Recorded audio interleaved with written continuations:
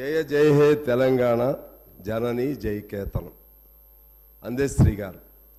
ఆయన ఏం చదువుకోలేదు, కానీ ఒక పేదవాడి కుటుంబంలో పుట్టాడు.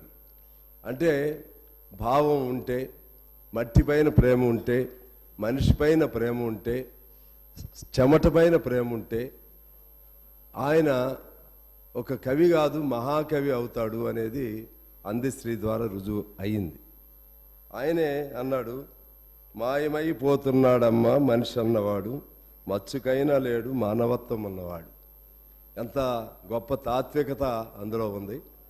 ఆయన పేరుతో ఆయన రాసినటువంటి జయ జయ హే తెలంగాణ జనని జయకేతనం, ఇది తెలంగాణ గానం. అంటే నిజంగా తెలంగాణకు ఇప్పుడు అసలైనటువంటి మన రాష్ట్రానికి తెలంగాణ అసలైన తెలంగాణకు, తెలంగాణ తనానికి, తెలంగాణ భాషకు, తెలంగాణ మాటకు, తెలంగాణ యాసకు అసలైన స్వేచ్ఛ స్వాతంత్రం కలిగాయని నేను భావిస్తూ ఈ సందర్భంగా మన ముఖ్యమంత్రి గారిని, ఆయన మంత్రివర్గాన్ని మనస్ఫూర్తిగా అభినందిస్తూ ఉన్నాను. అలాగే మన మిత్రులు ఇందా మాట్లాడుతూ మార్పు అంటే ప్రజల జీవితాలలో మార్పు రావాలని చెప్పారు. ప్రజల జీవితాలంటే నాకు అర్థం కానిది ఏంటంటే, స్వేచ్ఛ లేనిదే ప్రజల జీవితాల్లో మార్పు ఉండదు. స్వేచ్ఛ ఉండాలి, స్వాతంత్రం ఉండాలి, మాట్లాడే హక్కు ఉండాలి. నువ్వు అన్నం తినబోయినా పర్లేదు, కానీ దానికంటే మించి నీ ఆత్మ గౌరవానికి గౌరవం కలగాలి. ఆ మార్పు ఇవాళ వచ్చింది. అదే ప్రజలు చాలా సంతోషంగా మా ప్రభుత్వం వచ్చింది, ప్రజల పాలన జరుగుతుంది అని భావిస్తూ ఉన్నారు. ఈ క్రమంలోనే గవర్నర్ ప్రసంగంలో అనేక అంశాలు ప్రస్తావన చేశారు. అందులో 6 గ్యారంటీలకు సంబంధించి మొత్తం మీద 13 కాంపోనెంట్లు ఉన్నప్పుడు కూడా 4టి ఇమీడియట్గా చెప్పడం జరిగింది. ఇప్పుడు ప్రతి మహిళ చేతిలో కూడా డబ్బులు కనపడుతున్నాయి. అదేవిధంగా మన రాష్ట్రం ద్రవ్యోల్బణంలో 10వ స్థానంలోకి వచ్చింది. ఇప్పుడు అంటే ద్రవ్యోల్బణం తగ్గటానికి కూడా ఇది పరోక్షంగా ఈ స్కీమ్స్ ఉపయోగపడతాయని చెప్పి నేను భావిస్తూ ఉన్నాను.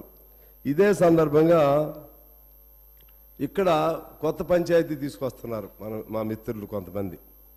ఆటో వారికి, మహిళలకు ఏదో పేచీ ఉన్నట్లుగా, పంచాయతీ ఉన్నట్లుగా, ఆటోలకి ఉచితంగా మహిళల ప్రయాణానికి ఘర్షణ ఉన్నట్లుగా. ఆ మహిళలు ఎవరు? వాళ్ళు మన మహిళలే. ప్రతి ఆటో నడిపే అతనికి తల్లి ఉంటుంది, అక్క ఉంటుంది, చెల్లి ఉంటుంది. ప్రతి ఆటో నడిపేటువంటి వారి కుటుంబంలో మహిళలు ఉంటారు. ఆ సొంత ఇంట్లో మహిళలకి, ఆ సొంత ఆటో నడిపే మగవాళ్ళకి ఘర్షణ ఏమి లేదు అక్కడ. ప్రాబ్లం ఏంటంటే ఆటో వాళ్ళ మీద కొత్త ప్రేమలు ఎలా పుట్టుకొస్తున్నాయి చాలామందికి. నేను రియల్గా ఆటో వాళ్ళ తరపున మాట్లాడే హక్కు ఇక్కడున్న అందరికంటే నేనేం చిన్నపుచ్చట్లేదు, అందరికంటే హక్కు నాకే ఉంది. ఆటో సంఘానికి, ఏఐటీసీ సంఘానికి నేను రాష్ట్ర అధ్యక్షుడిగా, గౌరవ అధ్యక్షుడిగా ఉన్నా. నాకు 30 ఏళ్ల వయసులోనే వాళ్ళ కోసం కాల్పులు జరిగినాయి, జైలుకి వెళ్ళాను. వాళ్ళ జీవితాల్లో ఇప్పటివరకు మార్పు రాలేదు. వాళ్ళ కోసం నేను పోరాటాలు అనేకం చేశా. నేను జైలుకి వెళ్ళాను, నా మీద పెద్ద కేసులు పెట్టారు. వాళ్ళ జీవితాల్లో మార్పులు రాలా. ఇప్పుడు ఒక సందర్భం వచ్చింది కాబట్టి దాన్ని అడ్డం పెట్టి పరస్పర ఘర్షణ రేకెత్తించడం న్యాయం కాదు. ఆ ఆటో వాళ్ళ సమస్యలు పరిష్కారం చేయడానికి ఏం చేయాలో సూచన చేయండి. అదే పద్ధతిలో ప్రభుత్వాన్ని కూడా నేను కోరుతున్నాను. వాళ్ళలో కొంత ఆదుర్ద వచ్చింది, దానికి సంబంధించి ఆటో అన్ని వర్గాలను పిలవండి.